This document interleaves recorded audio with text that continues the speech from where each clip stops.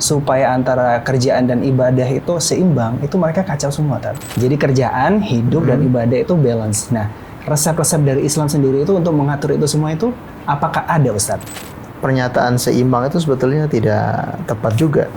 Jadi itu yang harus ditanamkan dalam setiap benak kita, bahwa kita hidup ini hanya sebagai jembatan saja untuk menuju akhirat.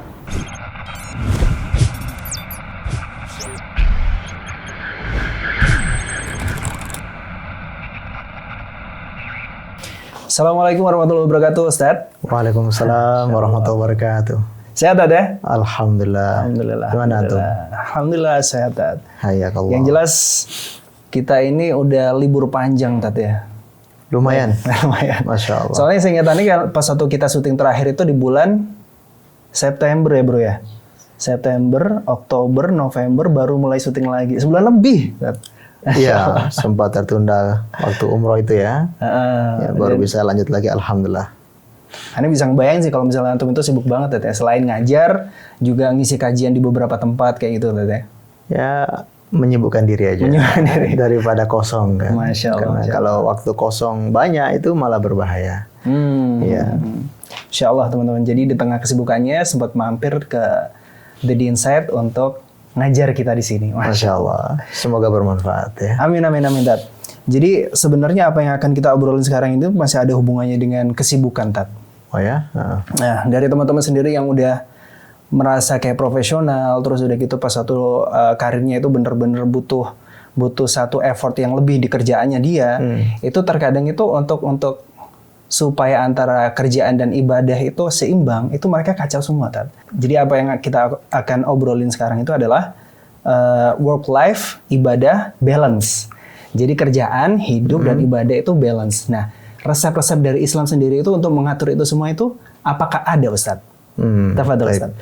Bismillahirrahmanirrahim. Alhamdulillahirrabbilalamin. Wassalatu wassalamu ala rasulillah wa ala alihi wa sahbihi ajmain. Amma ba'd. Kebanyakan orang mengatakan kalau bisa hidup itu seimbang, ya, seimbang antara dunia dan akhirat. Padahal kalau dicermati secara mendalam, kalimat seperti itu juga tidak tepat. Ya. Karena Allah Subhanahu wa taala tidak pernah perintahkan kita untuk cari dunia. Jadi Allah hanya perintahkan kita untuk cari akhirat. Tapi jangan lupa jatahmu di dunia. Jadi pernyataan seimbang itu sebetulnya tidak tepat juga. Paling tepat ya kita katakan kejarlah akhirat dan jangan lupa dunia. Nah, ada satu prinsip yang harus dipegang oleh setiap muslim. Kalau dia berpegang pada prinsip ini, insya Allah dia tidak akan keteteran ya ibadahnya, amal solehnya, gara-gara kena mengejar karir, mengejar dunia. Prinsip itu adalah dunia, hidup ini hanya sebagai jembatan untuk akhirat. Jadi itu yang harus ditanamkan dalam setiap benak kita, bahwa kita hidup ini hanya sebagai jembatan saja untuk menuju akhirat.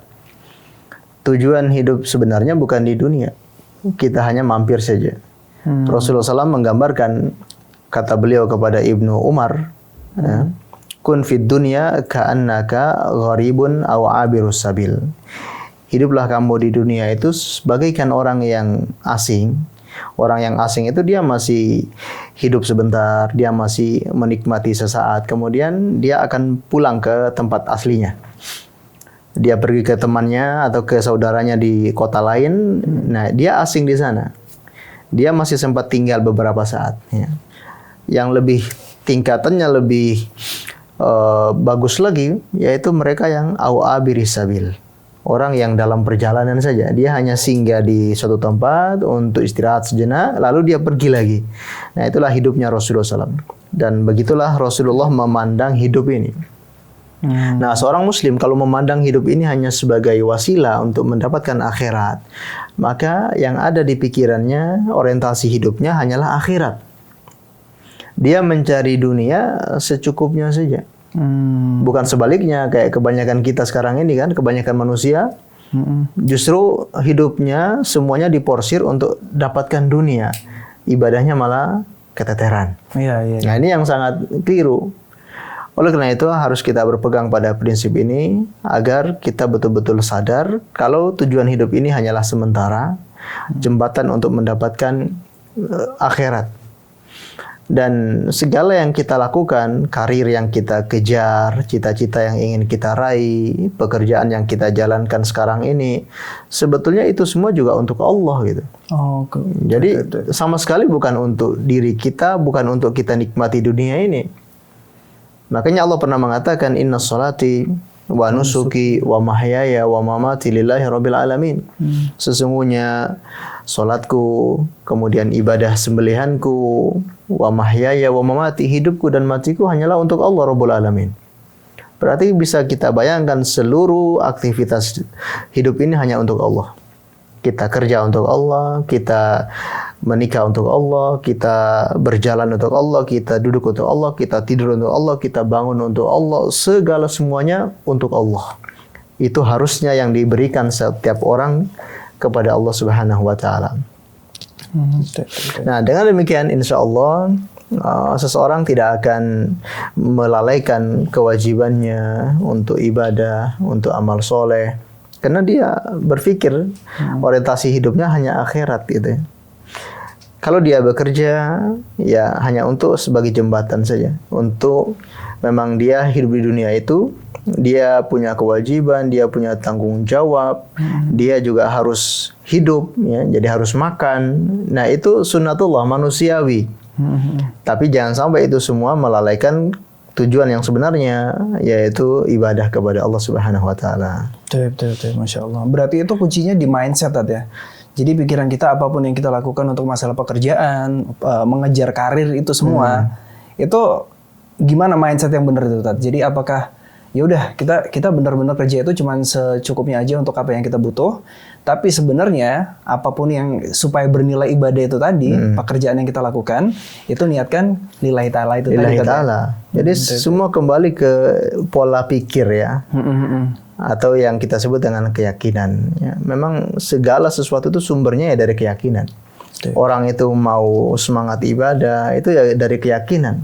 Orang itu malas ibadah juga dari keyakinan. Semakin dia percaya, yakin akan hari kiamat, dia yakin akan hari pembalasan, dia yakin akan surga dan neraka, itu membuat dia semakin mengejar itu. Dia tidak menyia-nyiakan kesempatan hidup ini hanya untuk urusan-urusan dunia, tapi dia punya tujuan yang lebih besar, yaitu untuk masuk surga. Betul.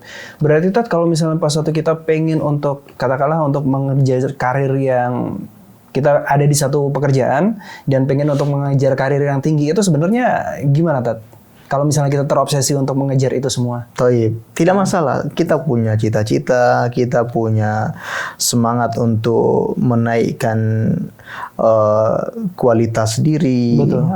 Atau mungkin di dunia pekerjaan untuk menaikkan jabatan, agar dipromosikan, agar jabatannya naik, atau bahkan mungkin gajinya naik.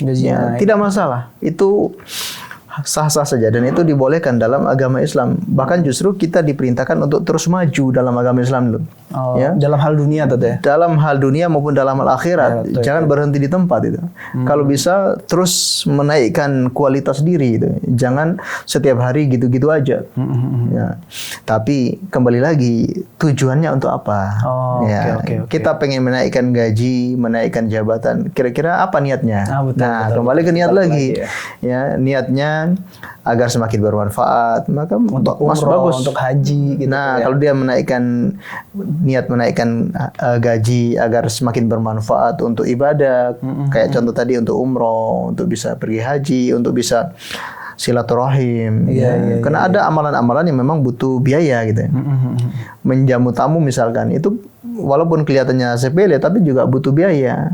Orang bisa menyenangkan tamu dengan dia membeli sesuatu, itu juga pakai uang. Dia menyambung silaturahim, berbakti kepada orang tua, ya, juga butuh biaya. Nah, kalau niatnya itu seperti itu, Masya Allah, walaupun dia tidak tercapai, dia sudah dapat pahalanya gitu. Masya dari Allah. Niatnya itu tadi. Iya, apalagi kalau dia tercapai ya. Belum tercapai saja karena niatnya bagus, dia sudah mendapatkan pahala dari Allah Subhanahu wa taala.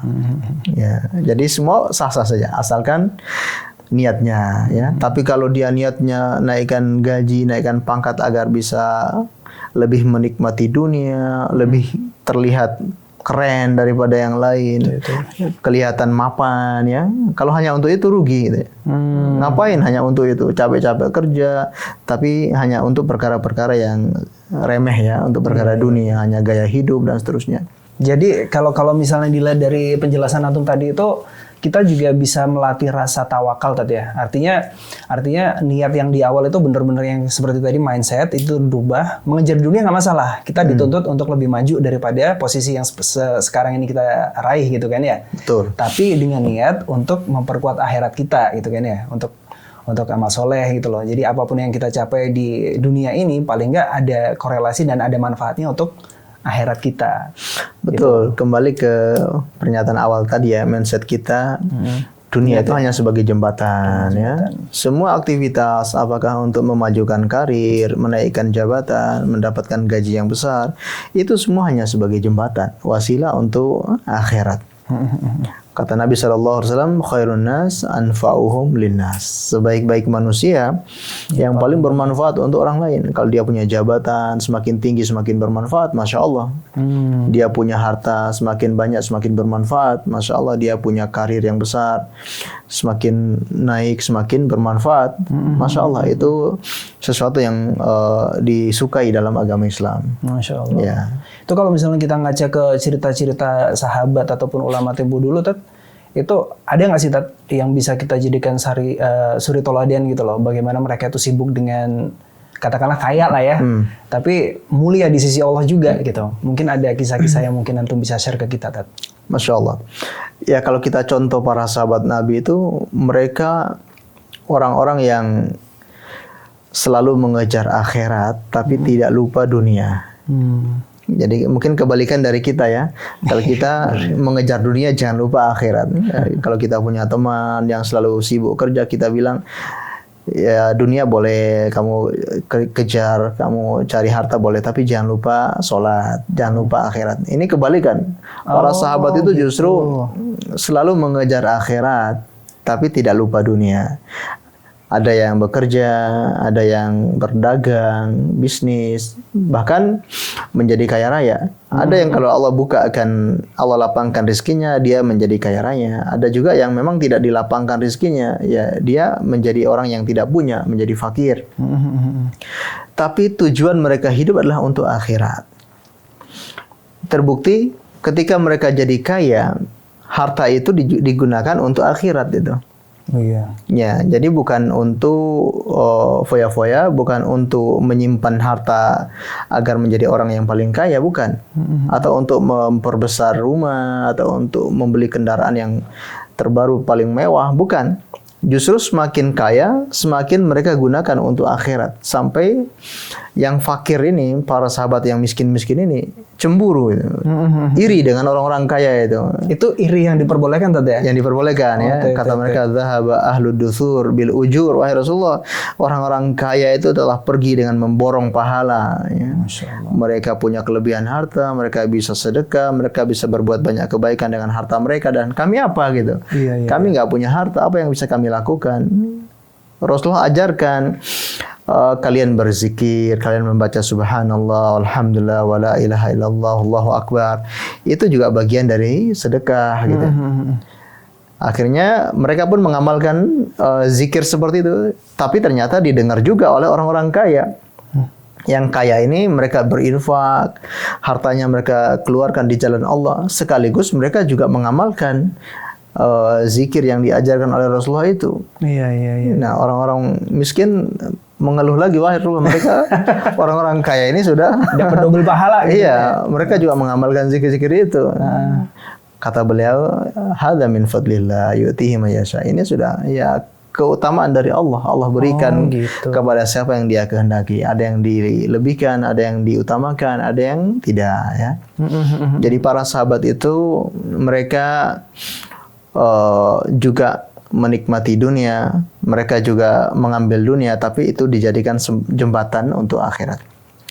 Maka dari sini ya pernyataan sebagian ulama tentang mazhabnya para sahabat tentang dunia ya, tentang melihat dunia, itu sekitar ada 3 mazhab, 3 pandangan para sahabat untuk melihat dunia. Mazhab yang pertama, mereka mengambil dunia, menikmati dunia, tapi dijadikan wasilah untuk akhirat. Ini umumnya sahabat seperti itu. Ya, umumnya mereka menikmati dunia. Ketika dia berkuasa, dia juga punya istana, dia juga punya kerajaan, ya. Dia juga makan makanan yang enak, ya. Makan ya seperti itulah. Nah, tapi itu mereka gunakan sebagai jembatan untuk akhirat. Umumnya seperti itu. Mazhab yang kedua itu lebih lumayan ketat, yaitu hanya mengambil dunia yang pokok-pokok aja. Yang lebih-lebih itu nggak pernah diambil. Oh, untuk kebutuhan aja berarti itu ya? Hanya untuk yang pokok saja ya. Pokok aja. Pokok saja. Contoh ketika dia lapar, dia makan sekedarnya untuk mengisi perutnya. Kalau sudah selesai udah dia nggak mau makan yang lain lagi. Masya Allah. Ini mazhabnya Umar bin Khattab. Masya Allah. Umar bin Khattab pernah didatangkan makanan ya beraneka macam hidangan. Ya, beliau tidak mau. Bahkan beliau hanya menikmati beberapa saja. Setelah itu beliau tinggalkan semua makanan yang dihidangkan itu. Dan beliau mengatakan, aku khawatir kalau saya menikmati ini di dunia ini, nanti saya nggak akan menikmati lagi di akhirat. Oh, gitu. Jadi punya pemahaman, khawatir nikmat itu nanti disegerakan oleh Allah di dunia. Khawatir nanti di akhirat nggak dapat lagi nikmat seperti itu, atau nikmatnya berkurang. Nah, itu mazhabnya Umar bin Khattab, termasuk mazhabnya Abdurrahman ibni Auf. Ya, kita kenal ya, Abdurrahman ibni Auf itu orang yang sangat kaya raya. Tapi bagaimana pandangan dia terhadap dunia, dia mengambil hanya yang pokok-pokok aja. Apakah itu disebut zuhud, Ustaz? Betul. Ya, zuhud yang benar itu kayak itulah, gitu. Itulah zuhud ya. Dia membatasi dirinya ya dengan hal-hal dunia itu. Ya. Abdurrahman ibni Auf itu pernah mengatakan, semoga Allah merahmati Mus'ab bin Umair. Dia meninggal dunia tidak membawa harta sepeser pun. Bahkan kain untuk mengkafani badannya tidak cukup. Padahal sebelumnya beliau itu orang yang kaya raya, orang yang paling bagus badannya, paling wangi baunya. Tapi setelah masuk Islam, dia hidup dengan hijrah, betul, dia hidup dengan sangat sederhana. Bahkan dia meninggal belum sempat menikmati dunia tersebut, karena beliau termasuk meninggal di awal-awal perjuangan. Kata Abdurrahman ibn Auf, sedangkan saya dibukakan dunia seperti ini. Ya, beliau khawatir jangan sampai nikmatnya di akhirat berkurang daripada nikmatnya orang-orang yang meninggal tidak menikmati dunia sama sekali. Ya, itu kan pandangan mereka seperti itu. Jadi beliau itu sampai menginfakkan semua hartanya. Disebutkan dibagi-bagikan sampai orang yang membagikan itu dengan kapak ya. Emasnya itu dipotong-potong dengan atau dipecahkan dengan kapak-kapak ya untuk membelah emasnya itu. Sampai yang membelah itu tangannya melepuh. Gara-gara saking banyaknya emas yang dibagikan itu ya. Masya Allah ya. Itulah para sahabat yang memandang dunia. Termasuk ada yang lebih ketat lagi, yaitu sama sekali nggak mengambil dunia ya. Sama sekali nggak mengambil dunia. Itu jadi yang ketiga, betul-betul ya lebih ekstrim lagi nih, lebih Abu Darda ya. Ini mazhabnya Abu Darda itu lebih ketat lagi. Bahkan dia menasihatkan orang-orang untuk hidup miskin. Masya Allah. Jadi nggak menikmati dunia sama sekali, hidup miskin aja. Masya Terus Allah. Untuk kebutuhan keseharian kayak gimana, Tat? Iya, dalam kekurangan ya. Kadang dalam makan, kekurangan. Kadang nggak. Hidup miskin, kadang makan, kadang nggak. Pakaian cuma satu ya. Abu Darda. Dan yang begitu juga ada. Ya, jadi gubernur, Tat ya? Abu Darda itu bukan ya? Bukan ya. Ada satu lagi yang jadi gubernur di Himsi itu. Kalau nggak salah. Yang zamannya Khalifah Umar bin Khattab ya, gubernurnya Umar bin Khattab ya. Amir siapa ya, ana lupa namanya. Beliau punya gubernur cuma punya satu baju ya. Masya Allah. Beliau padahal secara jabatan gubernur ya. Masya Allah. Kalau misalnya dia punya niat untuk mampu ataupun untuk menikmati fasilitas negara, bisa ya. Sangat bisa sekali. Bahkan memang difasilitasi ya para gubernur, tapi nggak mau diambil gitu. Ya Allah. Bahkan ketika didata siapakah orang-orang fakir di negeri itu atau di wilayah itu, termasuk salah satunya dia. Ya, gubernur paling miskin. Ketika dikasih harta dia menolaknya, tidak mau mengambil sama sekali. Nah, itu kita katakan mazhabnya sahabat ya dalam memandang dunia. Tapi secara umum sahabat itu ya tetap mengambil dunia, tapi digunakan untuk akhirat. Prioritas lah itu. Betul ya. Jadi terkadang sahabat sendiri tuh kalau misalnya harus iri, cemburu dengan sahabat yang mungkin aja mau bisa bersedekah segitu banyaknya, itu lebih kepada iri yang masalah akhirat ya, Tat ya. Bukan iri karena pahala ya. Iri karena pahala yang bukan karena dunia. Ya. Kebalikan dari kita ini ya. Kita lihat teman kita lebih sukses, lebih kaya, kita kadang merasa hasad ya. Buset, mobilnya baru lagi nih. Ya, tapi kalau sahabat ya, karena gara-gara nggak dapat pahala, dia lebih besar pahalanya daripada saya itu. Masya Allah, Masya Allah. Ya, dari sini kita lihat gimana orientasi mereka, memang mindsetnya betul-betul memang akhirat. Ya, bukan dunia. Ya. Masya Allah, itu dari kisah itu sebenarnya udah bisa kita aplikasikan di dunia profesional juga, Tat ya. Soalnya terkadang kalau misalnya pas satu kita ya di satu perusahaan kita udah ngerasa senior nih, Tat. Kita udah ngerasa senior, terus dari itu tiba-tiba ada anak masuk baru ya, Tat ya. Ternyata dikasih posisi yang lebih tinggi daripada kita. Kan sering terjadi kayak gitu, Tat. Yang ada kita ngelihatnya ya berburuk sangka, hasad kan, kebanyakan kan kayak gitu, Tat ya. Ya kalau seperti itu ada beberapa kemungkinan ya, mungkin memang benar ya, yang baru masuk itu kena punya orang dalam atau tidak sportif gitu ya, sehingga walaupun dia baru masuk langsung jabatannya lebih tinggi daripada yang senior dengan cara yang tidak fair ya, tidak melalui tahapannya misalnya. Nah ini memang ya wajar kalau ada orang yang ternyata ada reaksi untuk tidak suka misalkan ya. Karena memang sistem seperti itu sistem yang rusak ya. Kan belum apa-apa udah diangkat jadi misalkan wakil ini ya, padahal dari sisi ilmu pengalaman ya tidak ada sama sekali gitu ya. Nah, itu bisa menimbulkan kecemburuan sosial. Tentunya kalau seperti ini untuk kepada para perusahaan ya, mereka melihat itu ya. Jangan sampai menimbulkan kecemburuan sosial ya. Nah, tapi kalau bagi kita sendiri, bagi kita yang melakukan atau kita yang sebagai senior, ya kita memandang berarti sudah takdirnya seperti itu. Jadi kita kembalikan kepada takdir Allah. Segala sesuatu di dunia ini sudah ditakdirkan oleh Allah Subhanahu wa taala. Kita sebagai senior menjalankan tugas yang dibebankan kepada kita, ya, kita jalankan. Adapun posisi dan seterusnya ya nggak perlu hasad gitu. Betul. Balik lagi ke rizki ya, Tat ya, konsep rizki ya itu ya. Betul, konsep rizki semuanya sudah diatur, dan mungkin kita juga melihat kepada diri kita sendiri, kita evaluasi, mungkin ada dari diri kita yang mungkin kurang. Betul. Ada yang membuat kita itu pangkatnya tidak naik ya. Berarti kita harus evaluasi diri, apakah kemampuan kita, keilmuan kita, wawasan kita itu kan juga mungkin jadi bahan evaluasi. Kalau begitu saya harus lebih giat untuk belajar, untuk untuk menambah wawasan dan seterusnya. Betul.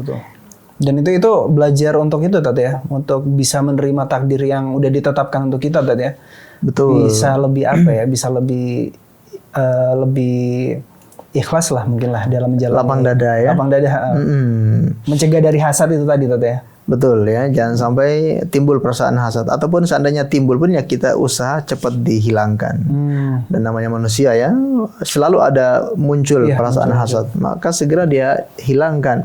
Untuk apa dia hasad sama orang lain ya? Masing-masing posisi, masing-masing jabatan juga punya tanggung jawab sendiri-sendiri. Saya punya jabatan seperti ini atau belum dinaikkan jabatan saya, ya mungkin Allah tahu gitu. Saya belum mampu. Iya, saya belum mampu untuk jabatan lebih tinggi. Ya. Bisa jadi semakin jabatannya tinggi dia semakin jauh dari Allah. Iya, benar. Atau waktunya semakin habis gitu ya.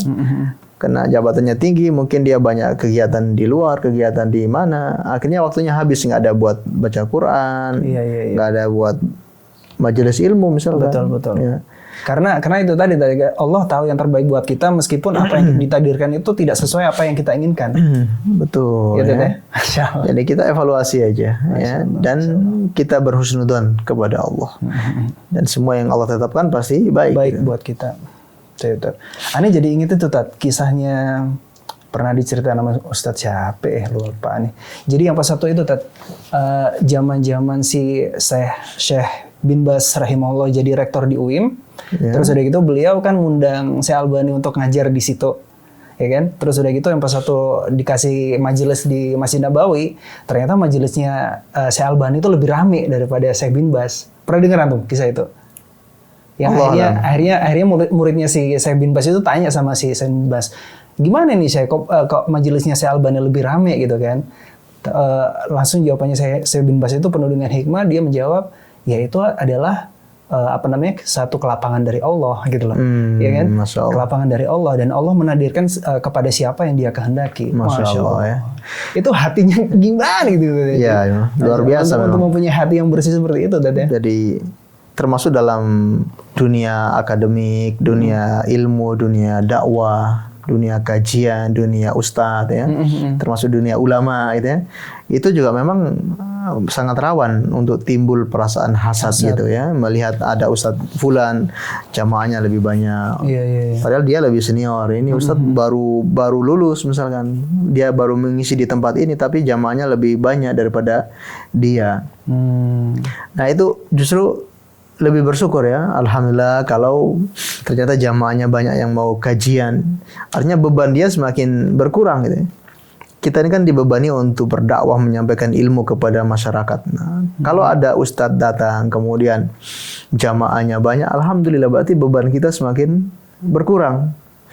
Atau semakin bermunculan para ustadz-ustadz yang mungkin baru lulus, kita bersyukur gitu ya. Mungkin selama ini yang dakwah cuma beberapa ustadz, tapi sekarang sudah mulai lebih banyak. Alhamdulillah kita punya generasi yang juga terjun dalam dunia dakwah gitu ya. Jadi bukan hasad gitu ya, atau bahkan malah mencegah yang muda-muda ini untuk berdakwah. Ya. Ada sebagian senior ya, ustadz-ustadz senior yang mungkin nggak tahu gimana pemahamannya. Ketika ada ustadz yang baru tidak diizinkan, ya, atau tidak dikasih peluang misalkan, ya, dan itu banyak misalkan di masjid-masjid, ya, gitu.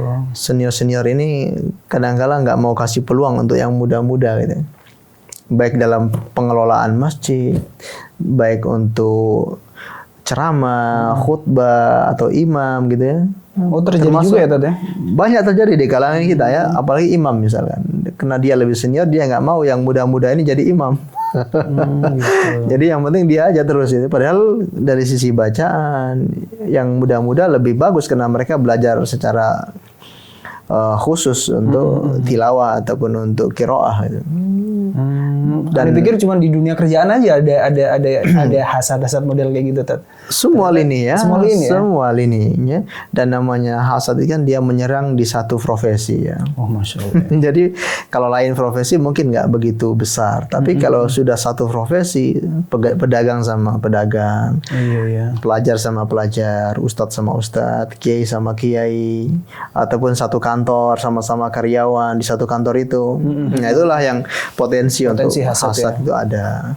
Langsung pas satu hasad itu muncul, yang paling baik adalah langsung dilawan. Dibuang itu ya. Langsung dilawan. Kata seorang ulama, hasad itu bawaan manusia. Iri, dengki itu sudah bawaan lahir manusia. Namun orang yang bijak, dia selalu membuang atau selalu mengusir perasaan itu dari hatinya. Adapun orang yang jahil, ya dia memumpuk hasad itu di dalam hatinya. Akhirnya membuat penyakit di dalam hatinya. Masya Allah, banyak sekali nih ilmu dan juga nasihat-nasihat Ustadz yang mungkin aja bisa bikin kita tenang ya Tad ya. Untuk menjalani pekerjaan, profesi kita di dunia kerja ataupun di dunia lini manapun lah itu tadi. Jadi potensi-potensi yang mungkin aja bisa merusak ketenangan hati kita itu sebenarnya udah terjawab di sini dari penjelasan antum, Tad. Insya Allah. Nah ini ada lagi nih Tad, pertanyaan Tad. Jadi ada satu cerita dari temenan itu yang kalau misalnya pas satu di pekerjaannya dia itu untuk melakukan satu ibadah yang sifatnya itu wajib ya. Jadi kayak sholat tepat waktu itu agak susah, Tat. Oh gitu. Itu asalnya itu dia itu keluar atau bertahan di tempat yang seperti itu, Tat. Tapi tidak menghalangi sholat, artinya sholat wajib berjamaah dan juga tepat waktunya itu nggak bisa, gitu aja. Oh. Ya, sangat disayangkan ya, di negara kita ini masih banyak yang tidak peduli dengan waktu-waktu sholat. Sehingga peraturan-peraturan di tempat kerja, kantor-kantor itu nggak mempertimbangkan waktu-waktu sholat ya. Berbeda kalau kita lihat di negara Arab Saudi gitu ya. Ya memang nggak bisa dibandingkan ya, karena di sana banyak ulama, banyak orang-orang soleh. Tapi kita melihat ya gimana negara seperti itu. Ketika datang waktu sholat, semuanya harus tutup gitu ya. Toko-toko, kantor-kantor. Dan itu aturan dari pemerintah. Aturan pemerintah ya. Dan ada pihak-pihak yang keliling untuk melihat atau untuk mengecek gitu. Ada yang melanggar ya harus dihukum. Gitu. Oh, ada sanksinya, Tat? Iya, ada sanksinya. Seperti kalau di tempat kita itu namanya Satpol PP ya. Nah, di sana itu ada Satpol PP bagian amar ma'ruf nahi mungkar, yang bagian keliling-keliling ketika waktu sholat. Bahkan ketika waktu sholat itu dia mengajak orang untuk sholat. As-sholat di jalan-jalan gitu ya. Pasar. Pakai di jalan-jalan, di pasar-pasar, di toko-toko, pakai mic ya, mikrofon gitu ya. Masya Allah. Jadi ada seperti itu. Sedangkan di tempat kita ya kondisinya seperti ini. Apalagi ada sebagian mungkin perusahaan, kantor yang tidak memberi kebebasan kepada karyawannya untuk ibadah tepat waktu ya. Ini yang menjadi PR. Ya. Taib, kalau kita menghadapi kondisi seperti itu, apa yang kita lakukan? Yang pertama, kita berusaha lobby ya, kita minta izin ya. Seandainya saya waktu sholat tepat waktu, apakah dibolehkan? Dan kalau dia sudah bekerja lama dan dia bagus pekerjaan, nah biasanya ya dikasih izin aja ya. Walaupun nggak semuanya, tapi mungkin bisa bergantian ya untuk sholat tepat waktu. Tapi dia lobby lah, dia berusaha untuk melobi atasannya, semoga dikasih izin. Seandainya dikasih izin tapi dengan syarat mungkin gajinya akan dipotong misalkan ya, karena dia mengurangi berapa menit misalnya 30 menit dia kurang, tidak masalah ya, Allah akan gantikan ya. Man taraka syai'an lillah awadahullahu khairun minhu ya. Barang siapa yang meninggalkan sesuatu karena Allah, Allah gantikan dengan yang lebih baik ya. Jadi dia rela berkorban ya. Nah itu lebih bagus ya. Kemudian kalau memang sama sekali ya tidak bisa sholat tepat waktu, bahkan cenderung di akhir waktu bahkan keluar waktunya, ya sebaiknya dia mencari tempat yang lebih baik. Bahkan kalau tidak ada tempat lain di wilayah ini, kita bisa hijrah ke tempat lain. Ya. Bumi Allah ini luas ya. Fatuhajiru fiha, maka berhijrahlah di bumi Allah ini. Dimanapun kalian pergi, di situ akan ada rezeki Allah gitu ya. Jadi nggak usah khawatir masalah rezeki ya, dan jangan menganggap rezeki itu hanya ada di lingkup ini aja kita, ya. Kantor kita. Iya, kantor kita atau di lingkup wilayah kita, di kecamatan atau di kota kita aja. Rezeki itu luas ya, pergi kemana aja gitu. Dan kita melihat situasinya, kalau memang tidak memungkinkan dan tidak tentram bagi hati kita, karena kalau kita menjalani pekerjaan seperti itu pasti ada tekanan batin tersendiri, tidak nyaman, maka kita cari tempat lain. Tapi kita melihat kondisi juga ya, karena orang itu juga bertingkat-tingkat ya. Ketika dia resign gitu, apakah dia ada penopang untuk hidup atau belum gitu ya. Jangan hanya mengandalkan semangat atau perasaan. Karena jangan sampai syaitan juga menunggangi hal itu. Syaitan membisikkan, kelihatannya baik ya, cepat resign, tapi dia belum punya penopang, dia belum punya sampingan ataupun punya sandaran gitu ya. Sehingga begitu resign dia malah jauh dari Allah Subhanahu wa taala. Makin jauh malahan ya, bukan makin dekat ya. Tapi makin jauh karena nggak mempertimbangkan itu. Iya. Dan bersyukur ya kalau seandainya ada kita yang mungkin mendapatkan tempat kerja yang mungkin atasannya tahu waktu-waktu sholat ya, mungkin sudah mengenal agama Islam ya, dia memperhatikan waktu sholat, itu bersyukur, masya Allah. Ya pertahankan itu walaupun mungkin gajinya nggak seberapa gitu mungkin, tapi pertahankan, kita bisa ibadah dengan santai dan nyaman. Allah a'lam bishawab. Masya Allah, Masya Allah. Tapi sebenarnya kalau misalnya dari tips yang udah antum kasih tadi, kayaknya yang 2 itu belum pernah dicoba, Tat. Yang kedua yang tadi yang memotong waktu, terus dari itu lobby pimpinan untuk yaudah deh potong gitu loh. Soalnya kan yang namanya perusahaan filosofinya adalah time is money, Tat. Ya kan ya, time is money. Jadi waktu yang dibuang sama karyawannya untuk melakukan sesuatu yang di luar pekerjaan, perusahaan beranggapan wah ini untuk perusahaan berkurang dong. Nah kayak gitu. Jadi nggak apa-apa kalau misalnya kita lobby, ya udah deh bos, kita potonglah gaji, nggak masalah gitu ya. Apalagi ini kan zaman terbuka ya. Jadi kalau kita terus terang, kita punya pandangan, punya keyakinan tersendiri, biasanya juga orang kalau dia tahu, dia menghargai juga. Betul, dia menghargai. Bahkan orang yang sangat tepat waktu itu justru dia akan dihargai sama atasannya. Apalagi untuk jam kerjanya juga dia bagus, karirnya juga bagus di perusahaan itu. Insya Allah.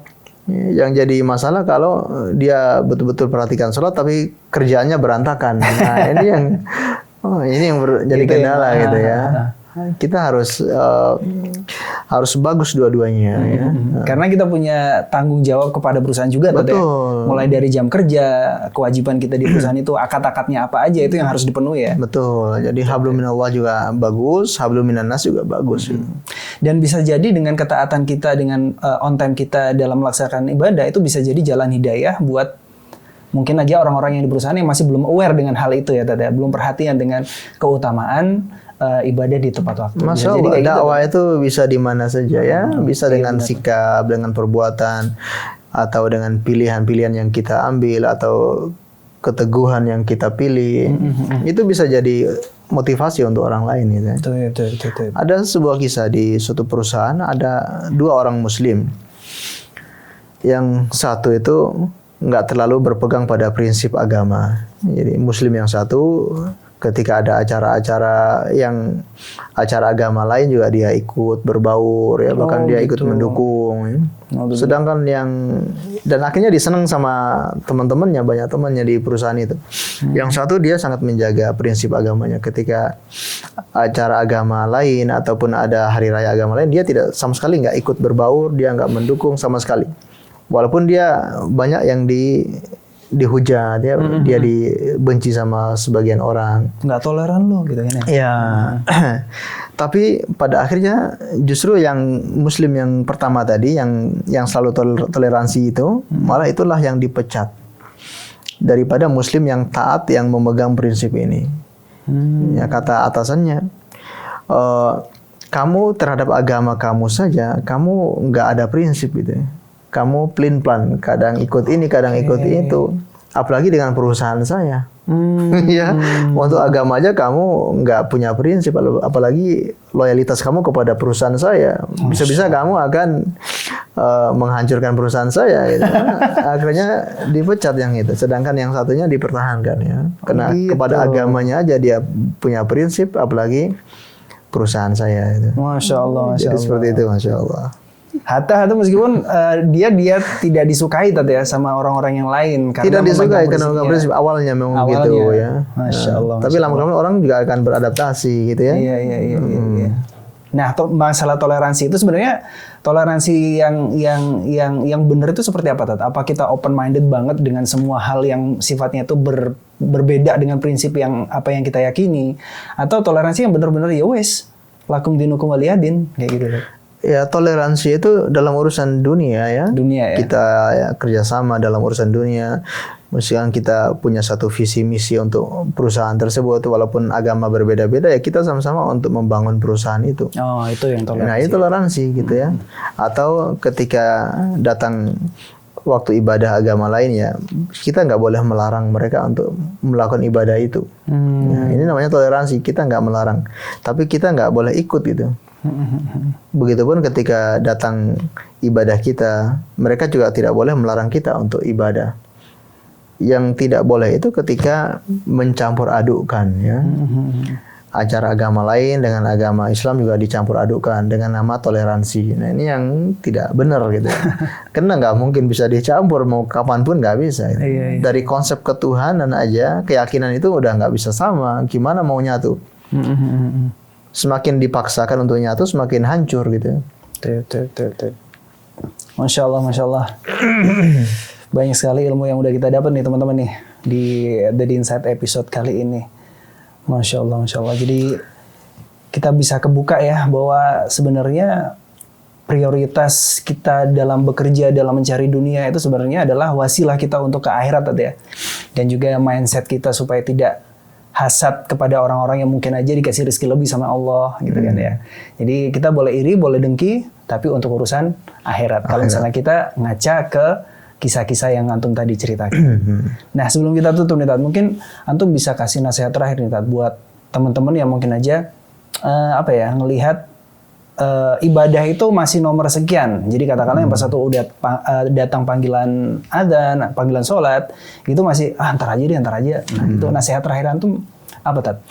Buat teman-teman kita yang seperti itu. Nah, jangan tertipu dengan dunia ya. Dunia itu walaupun kelihatannya nikmat, kata Rasulullah SAW, dunia itu khadratun khulwun, manis ya, berarti dirasakan itu manis. Kalau khadratun itu hijau, itu ketika dilihat itu menyejukkan pandangan, membuat kita suka. Memang itulah sifat dunia ya, hijau, manis, menyilaukan mata. Tapi jangan pernah tertipu karena dunia itu darul ibtila. Dunia ini tempat ujian. Apakah kita berhasil melewati ujian ini atau tidak? Kita diuji ini hanya sampai umur kita selesai. Kalau umur kita 60 tahun ya sampai itu aja ujiannya selesai. Habis itu ada kehidupan yang lebih lama, kehidupan yang lebih abadi. Kalau kita meninggal ketika ini ya sudah selesai semuanya. Kita nggak bisa kembali lagi ke dunia. Kita nggak punya kesempatan yang kedua kali. Menyesal ketika itu ya tidak berguna lagi. Bahkan Allah seringkali menyebutkan penyesalannya orang-orang yang sudah meninggal itu. Minta dikembalikan ke dunia ya. Rabbirji'un la'alli a'malu sholihah. Ya Allah, kembalikan kami ke dunia, hidupkan kami lagi gitu ya untuk beramal soleh yang dulu kami tinggalkan ya. Nggak bisa lagi. Untuk beramal soleh. Untuk beramal soleh yang dulu bukan kami untuk tinggalkan. Mencari dunia lagi. Minta kembali itu sama sekali bukan untuk dunia ya. Ya Allah, kembalikan kami ke dunia bukan untuk bekerja atau untuk bisnis, bukan. Untuk amal soleh. Bahkan yang tidak sempat bersedekah minta dikembalikan untuk bisa bersedekah gitu ya. Maka jangan tunda-tunda ya. Jangan tertipu dengan dunia, jangan menunda-nunda amal soleh gara-gara dunia. Kita kesempatannya cuma satu kali, dimanfaatkan dengan sebaik-baiknya. Ightanim khamsan qabla khamsin. Jagalah 5 perkara sebelum datang 5 perkara. Yang pertama, syababaka qabla haramik. Masa mudamu sebelum datang masa tua. Masa muda masih banyak kesempatan, masih banyak tenaga, bisa kita gunakan untuk banyak ibadah, banyak menuntut ilmu. Kalau sudah tua, nggak ada lagi kesempatan untuk belajar. Mungkin karena pemahamannya ataupun ingatannya sudah mulai berkurang atau kekuatannya juga sudah mulai berkurang, nggak sekuat di waktu muda. Betul. Kemudian wa sihhatika qabla saqamika, itu masa sehatmu sebelum datang masa sakit ya. Kemudian ghinaka qabla faqarik, ya, masa kayamu sebelum datang masa miskinmu. Kemudian hayatika qabla mautika, masa hidupmu sebelum datang kematian padamu. Dan faraghaka qabla sugulik, waktu luangmu sebelum datang masa sempitmu ya. Kesempatan ini harus kita ambil dengan sebaik-baiknya, jangan ditunda-tunda ya. Nanti sajalah ibadah itu yang sekian. Untuk apa dunia itu? Karena modal kita yang kita bawa sampai ke hadapan Allah ya pahala. Amal soleh. Untuk apa dunia kalau kita besoknya meninggal dunia? Apa yang kita pertanggungjawabkan? Bekal kita apa yang dibawa? Oleh karena itu Rasulullah mengingatkan, orang yang paling cerdas itu orang yang banyak persiapannya untuk perjalanan kematian itu. Ketika ditanya man aqyasun nas, siapakah orang yang paling cerdas wahai Rasulullah? Beliau mengatakan aktsaruhum liqurbil maut, yang paling banyak mengingat kematian, wa ahsanuhum lima ba'dal mauti istidadan, dan yang paling bagus mempersiapkan bekal setelah kematian itu. Kalau hari ini kita meninggal selesai, ya, pemirsa yang budiman, kalau kita hari ini meninggal dunia selesai, sudah kiamat, hanya untuk mempertanggungjawabkan saja, nggak ada lagi kesempatan untuk amal. Nah, ini yang harus kita renungkan bersama ya, supaya jangan menggampangkan ya untuk menunda-nunda ibadah, menunda-nunda amal soleh ya. Allah alam bisawab, mungkin itu nasihat buat diri Anda juga dan juga pemirsa semuanya atau kita semua yang ada di sini. Semoga Allah beri kita kemudahan hidayah untuk memandang dunia itu hanya sebagai jembatan untuk menuju akhirat. Masya Allah alam bisawab. Masya Allah. Jazakallah khair Dad. Semua nasihatnya Dad. Dan ilmu yang udah kita dengarkan bareng-bareng nih teman-teman. Insya Allah kita ketemu lagi Dad ya. Di pekan ganjil dengan tema yang insya Allah lebih bermanfaat dari yang sekarang. Yang jelas kita belajar terus Dad ya. Insya Allah. Jangan sampai kita tersibukkan dengan dunia dan melupakan porsi kita di akhirat. Dan ingat bahwa dunia itu adalah wasilah untuk akhirat kita. Masya Allah. Tetap kita tutup dengan kafaratul majlis. Subhanallahumma bihamdika asyhadu an la ilaha illa anta astaghfiruka wa atubu ilaik. Assalamualaikum warahmatullahi wabarakatuh. Waalaikumsalam warahmatullahi wabarakatuh.